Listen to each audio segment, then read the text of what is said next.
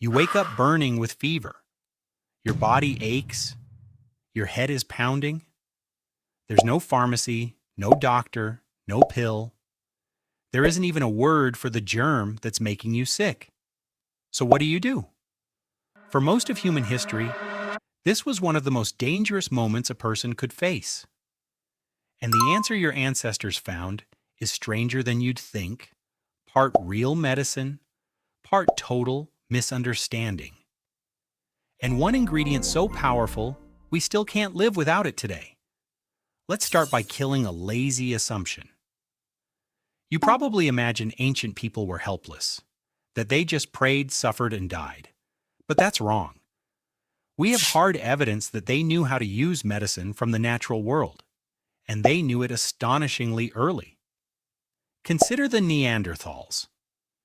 At a cave called El Cedrón in Spain, scientists studied the hardened plaque on their teeth, and they found traces of specific plants. Chamomile, yarrow. Those plants are bitter, with almost no food value. There's little reason to eat them unless you're using them as medicine. A Neanderthal, chewing a bitter herb, tens of thousands of years ago. It was a find that quietly rewrote what we thought Neanderthals were capable of. Then there's Ötzi, the famous Iceman, frozen for over 5,000 years. He was carrying a piece of birch fungus. It has antibacterial and antiparasitic properties, and his gut was infected with a parasite, an intestinal worm. He wasn't carrying a random fungus. He may have been carrying his own medicine. And some of these ancient remedies genuinely worked. Take the humble willow tree. Its bark contains a compound called salicin. If that sounds familiar, it should. It's the chemical ancestor of aspirin. Ancient people chewed willow bark to bring down fever and dull pain. They had no idea why it worked, but it did. That single humble tree may have eased more human suffering than almost any other. Or take honey. It's naturally antibacterial, and healers packed it onto wounds as a dressing. The same discoveries happened again and again in cultures that never met. Thousands of years of trial and error is a slow, powerful machine for finding what works. But now we have to be honest and swing the other way. It would be just as wrong to romanticize this. Ancient medicine was not a lost paradise of natural cures. Here's the core problem. They didn't know germs existed. They couldn't. No one could see them. So their model of why people got sick was usually wrong. Illness was blamed on evil spirits, on curses, on bad air, or an imbalance in the body. And a wrong model of disease is dangerous. It produces some remedies that help, many that do nothing, and some that actively harm. It's worth saying plainly, many ancient remedies were useless, and some were poisonous.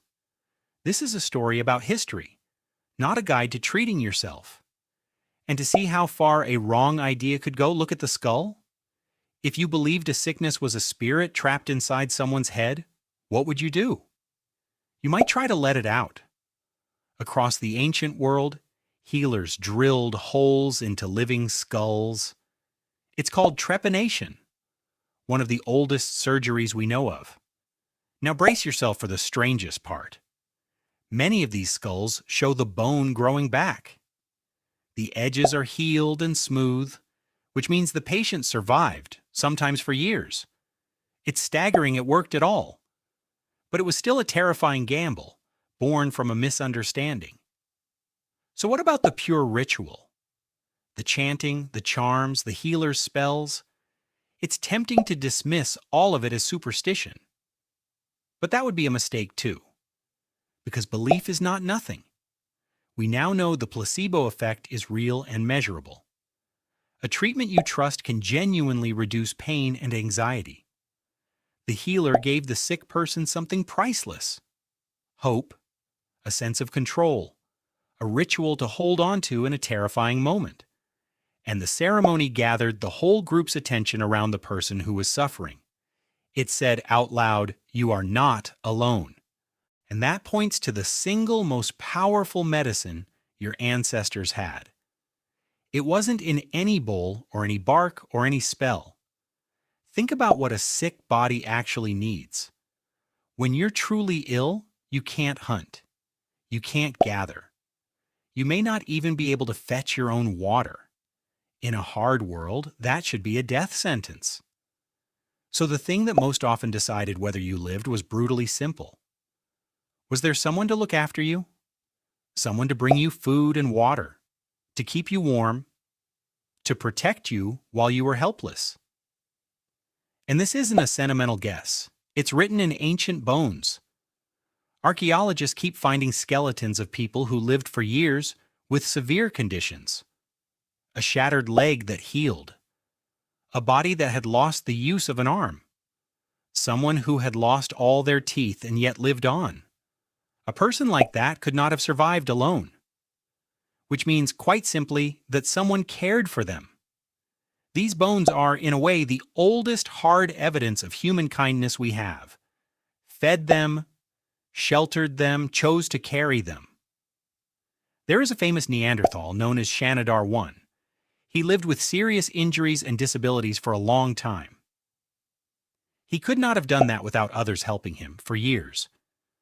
The very first form of medicine wasn't a drug, it was compassion, organized into care. And you are still living with the results of all of this.